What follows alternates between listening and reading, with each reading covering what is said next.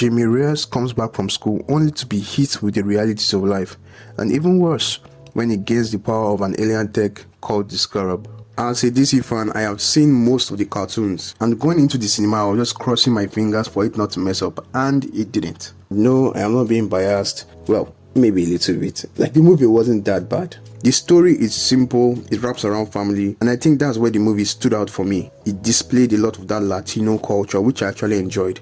I strongly believe DC played it safe with this movie, and that was a very smart move. I just feel like if they did anything over the top, they would have ruined this movie completely. Again, the storyline was generic, and when I mean generic, it was very, very generic.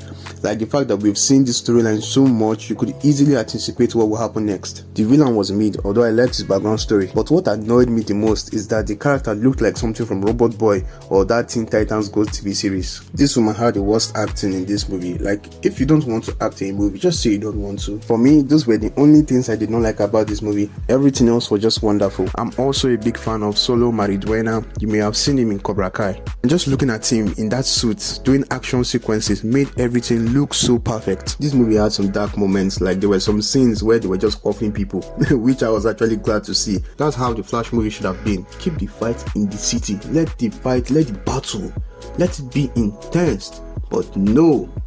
Anyway, that's passed. Let's move on. I had some good laughs in this movie, but that's thanks to his uncle.